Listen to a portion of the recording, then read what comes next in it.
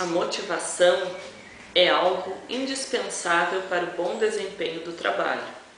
Os indivíduos possuem inúmeras necessidades, sendo que a motivação exerce influência sobre essas necessidades, buscando supri-las para atingir os objetivos estabelecidos, podendo estes ser pessoais ou organizacionais. Chiavenato define que motivação é tudo que impulsiona a pessoa a agir de determinada forma.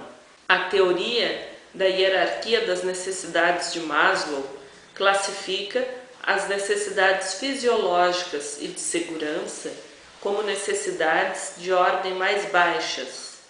Já as necessidades sociais, de estima e autorrealização são classificadas como necessidades de ordem mais alta. A desmotivação no trabalho afeta a vida de inúmeras pessoas e organizações. De acordo com Daft, os principais motivos que levam à desmotivação no trabalho são a falta de reconhecimento, salários inadequados, condições insatisfatórias para exercer a atividade, políticas da empresa e líderes incapazes. Os gestores devem desenvolver estratégias para motivar seus colaboradores, permitindo que os mesmos transformem seus valores e talentos em ações eficazes e produtivas. Um fator que exerce grande influência na motivação dos colaboradores são as recompensas salariais. Recompensas não monetárias também ajudam a motivar as pessoas, como, por exemplo, a criação de grupos de trabalho que contribuam para a satisfação social e as formas de relacionamento e tratamento dos colaboradores. As pessoas, quando têm suas necessidades atendidas, trabalham mais satisfeitas e contentes. Isso contribui para um aumento da produtividade e, consequentemente, um maior retorno financeiro à empresa. O nosso entrevistado é Fabian Souza, administrador de empresas, formado pela Universidade de Brasília e atualmente exerce a função de gerente de informática da empresa Datacom em Porto Alegre. Na tua opinião, o que causa a desmotivação? Bom, em primeiro lugar, é preciso que analisemos o termo desmotivação. Desmotivação é estar destituído de um motivo para agir. E sendo o ser humano esse ser integral e complexo, ele é psicológico, ele é sociológico e também fisiológico, os motivos que causam a desmotivação estão em cada um desses aspectos do ser humano. Então cabe ao administrador e líder analisar, perceber e identificar esses pontos de modo a agir proativamente. Quais as atitudes que o gestor deve tomar ao perceber que os colaboradores estão desmotivados? Agir imediatamente, percebendo algo diferente, principalmente relacionado a questões motivacionais, o administrador, o gestor, o líder deve agir imediatamente. E nada, no nosso modesto ponto de vista, substitui uma boa conversa. Chamar o colaborador em separado, numa reunião de ponto de controle, de feedback, e minerar, puxar desse colaborador essas causas, o que está trazendo essa queda na performance, essa desmotivação. Qual o papel dos gestores para estimular seus colaboradores? O papel de um líder exemplo. Estudos modernos apontam que não só no aprendizado infantil, mas também no aprendizado nas fases juvenil e adulta, e principalmente no aprendizado do ambiente colaborativo, a educação através do exemplo que as lideranças proporcionam aos colaboradores é um dos melhores mecanismos, uma das melhores ferramentas de estímulo, de promoção dos colaboradores, de modo principalmente a se sentirem motivados e capacitados e qualificados para a ação. Será que apenas focar na satisfação dos clientes externos é suficiente para a empresa alcançar êxito? Somente dos clientes externos, não. Nós não podemos esquecer, né, dos chamados clientes internos, aquele conjunto de colaboradores que executa a ação de planejamento estratégico das organizações, né?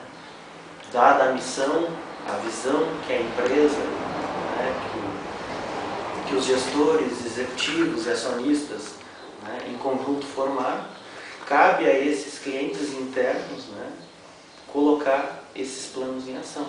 Então, a satisfação desses clientes internos, esse conjunto de colaboradores, né, que faz o que a gente chama da máquina funcionar, né, trazendo um dos maiores objetivos da administração, que é a eficácia operacional, que é produzir mais com menos recursos e menos esforço. Então, para realmente atingir esse objetivo, o investimento na motivação, na satisfação do cliente interno é tão ou mais importante que a satisfação do cliente externo. Fabiana, eu gostaria de saber como manter os colaboradores motivados em meio a um ambiente organizacional conturbado. Bom, o ambiente organizacional é conturbado, né? Eu diria melhor, é extremamente dinâmico e veloz. Isso é um fato. E o que eu vejo muitos gestores, muitos administradores lutarem contra esse fato, né? Então, na verdade, o que é necessário para os gestores, para os administradores, é dar as ferramentas, qualificar, motivar para que esses liderados, esses colaboradores, em meio a esse ambiente tão dinâmico e ativo, possam se sobressair e alcançar bons resultados. Tu acredita que os encontros de ambiência com o grupo de trabalho ajudam na motivação? Como devem ser esses encontros? Eu acredito na importância, na relevância desses encontros, mas como uma ação em meio a um conjunto de ações com foco na motivação. Uma festa de final de ano, né, de encerramento de ano numa empresa, enfim, esse evento isolado, ele não gera a chamada motivação, né? Ele pode gerar no máximo uma agitação de final de ano, né, mas que logo passa e não incorpora em resultado operacional, né? E no meu ponto de vista, esses encontros devem necessariamente promover um vínculo emocional e afetivo entre os participantes, né? Porque se o envolvimento técnico e profissional, né, garantem um envolvimento, né, do grupo no processo, o vínculo emocional dá uma outra dimensão, né? Ele traz e leva ao comprometimento, que é completamente diferente, né, quando a gente pensa em performance nas organizações. Em uma organização com fins lucrativos, apenas uma recompensa salarial deixa os funcionários motivados? Não. Se nós analisarmos a chamada teoria da administração, né, a teoria humanística ou psicológica, nós vamos identificar em Maslow, que foi um grande estudioso dessas questões humanas e psicológicas, o que ele chama de hierarquia das necessidades ou pirâmide das motivações. Então, segundo essa teoria, né, o ser humano tem as necessidades iniciais, né, que são as fisiológicas, as de segurança, onde aí nós enquadraríamos a questão salarial, mas acima dessa pirâmide, né, existem também necessidades de autoestima, de autorrealização, enfim, que são igualmente tão importantes quanto as demais. Portanto, as ações do líder, do administrador, deverão sempre promover a integralidade do ser humano, ou seja, o ser humano nas suas diversas necessidades que vão desde as básicas até as de autorrealização. As empresas estão visando um lucro cada vez maior e esquecem de pensar no bem-estar dos seus funcionários, exigindo cada vez mais e o que causa insatisfações, estresses e até algumas doenças, o que vai fazer com que o funcionário renda menos no trabalho, produza menos. Como é que tu vê toda essa questão? Bom, eu vejo essa questão como um grande retrocesso. Mas, ao mesmo tempo, tenho um alento interno de que isso não vai durar muito tempo.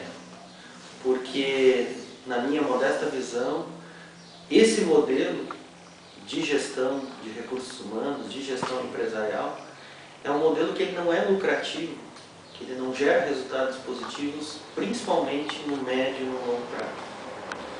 Portanto, não gerando, né, esse resultado no médio e longo prazo, eu acredito que isso passe a chamar a atenção da classe empresarial, que quer as suas empresas, né, vislumbrando um resultado de médio e longo prazo, né, vendo esse modelo como um modelo inadequado, né, e adotando novas, melhores práticas na área de gestão de pessoas. Fabiana, e hoje tu presides uma instituição sem fins lucrativos, onde todos os trabalhadores trabalham voluntariamente. Quais os principais meios para motivar essas pessoas, esses trabalhadores, numa organização sem fim lucrativo? Bom, o que difere a organização com fins lucrativos da sem fins lucrativos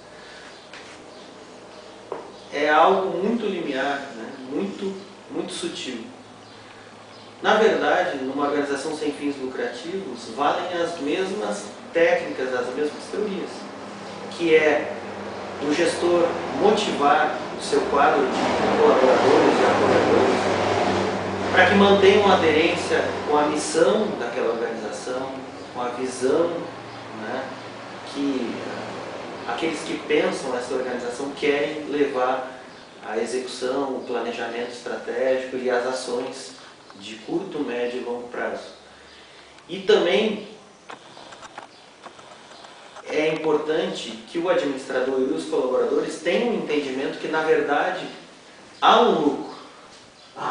Não é um lucro monetário, né? Portanto, valem as mesmas regras.